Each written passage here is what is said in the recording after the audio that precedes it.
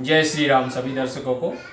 जैसे कि आप सभी को विदित बालकांड रामायण का पाठ चल रहा है, तो इसमें आज आपके सामने प्रस्तुत किया जा रहा है मानस निर्माण की तिथि, यानी रामचरित मानस निर्माण की तुलसीदास जी ने किस तिथि में निर्माण करना प्रारंभ किया था, वो आपको आज के इसमें बताया जाएगा। तो लीजिए, आइए आनंद लेते हैं। रामे अनंत अनंत गुणे अमित कथा विस्तार, सुने आचर जो न माने हैं, जिनके विमल विचार लखन सिय रामचंद्र शंकर। हरिओम।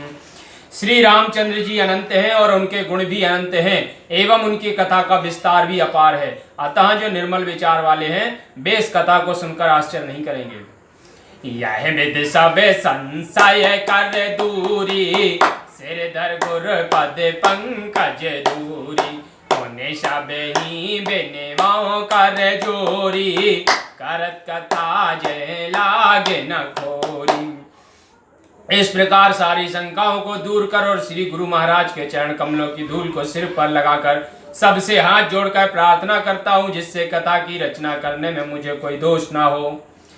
कि सादर शिवाय ना ये अब माता, बर नौ बिसद राम गुण गाता, संबत सोरह से 31 करो कथा हरि पद धर शीशा। अब मैं श्री महादेव जी के चरणों में सादर सिर झुकाकर श्री रामचंद्र जी के परम पावन चरित्र का विस्तार पूर्वक वर्णन करता हूँ। संबत 1631 यानी संबत 1631 में श्री हरि चरणों पर सिर रखकर यह कथा आरंभ करता हूँ। नौमी भौमे बार मधुमासा, अवधपुरी आए चरत प्रकाशा, कह दिन राम जन्म श्रुत गावे, तीरथ सकल जहाँ चले आवे। चैत्र शुक्ल नवमी मंगलवार के दिन अयोध्यापुरी में इस चरित्र का प्रकाश हुआ। जिस दिन श्री रामचंद्र जी का जन्म होता है, वेदों का कथन है कि उस समय वहां समस्त तीर्थ चले जाते हैं। असुर नाग खग नर मुनि देवा, आए कराए रघुनायक सेवा, ज्ञान महोत्सव रचाए सुजाना, कर राम कल कीरति गाना। यही नहीं, असुर नाग पक्षी मनुष्य मुनि और देवता भी वहां आकर श्री रामचंद्र जी की सेवा करते हैं। वहां सुजान लोग जन्म महोत्सव की रचना करते हैं और इस हर प्रकार से श्री रामचंद्र जी के मनोहर चरित्र का गान करते हैं। मज्जय सजन वृंद बहो, पावन सरजूनी, जपय राम धर ध्यान ओरे, सुंदर श्याम शरीर लखन सिय रामचंद्र शंकर। हरिओम। जहां अनेक सज्जनों का समूह पवित्र सरयू जल में स्नान कर श्री रामचंद्र जी के सुंदर श्याम शरीर को हृदय में धारण कर उनके नाम का जप करते हैं।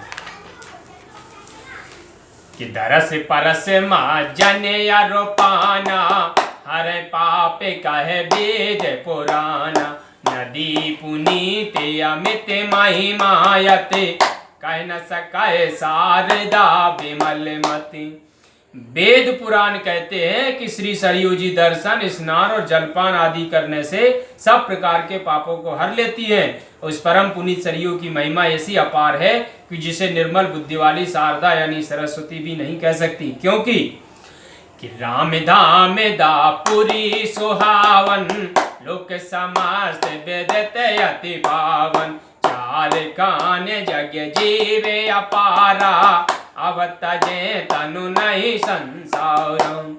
वहां श्री रामचंद्र जी के धाम को देने वाली अयोध्या अत्यंत रमणीय है। इसकी पवित्रता जगत के समस्त लोकों में विदित है। संसार में 4 प्रकार के स्वेदज, अंडज, उद्भिज और जरायुज जितने भी अपार जीव हैं, वे श्री अयोध्या में शरीर त्यागने पर फिर संसार में नहीं उतरते।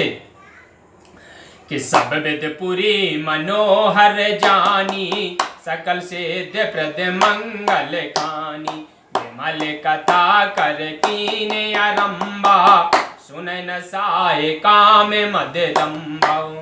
अतः अयोध्यापुरी को सब प्रकार से मनोहर और समस्त सिद्धियों के प्रदाता और मंगल की खान जानकर इस विमल कथा को यहाँ आरंभ कर दिया है, जिसके श्रवण करने से काम, मद और दंभ का नाश हो जाता है।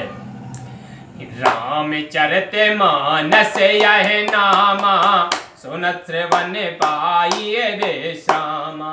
मन कर विषय अनल बन जराई, होय सुखी जो यह सर परई। इसका नाम रामचरितमानस है। इसको श्रवण करने से विशेष आराम मिलता है। विषय रूपी दावाग्नि में जलता हुआ मन रूपी हाथी जब इसमें आकर पड़ जाता है तब वह सुखी हो जाता है, क्योंकि रामचरित मानस मुनि भावन, बिरचो श्याम सोहावन पावन। प्रबद दोष दुख दारद दावन, कल कुचाल कुल कलश न सावन।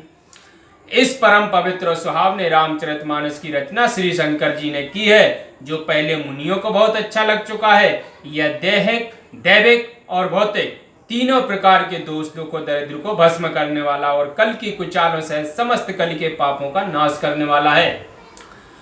रच महेश निज मानस राखा, पाय सुसमो सेवासन वाका। ताते रामचरित मानस वर, धरो नाम ही हेरे हरि से हर। इससे पहले शिव जी ने रचकर अपने मन में रखा और अच्छा समय पाकर श्री पार्वती जी से कहा था। इस कारण अपने मन में प्रसन्न होकर शिव जी ने इसका वही श्रेष्ठ नाम रामचरितमानस ही रखा। कहूँ कथा सोय सुखद सोहाई, सादर सुना हो सो जन मन लाई। मैं वही सुख देने वाली सुहावनी कथा कहता हूँ, हे सज्जनों मन लगाकर सुनो। जस मानस जय वेद वायाओ, जग प्रचार जय।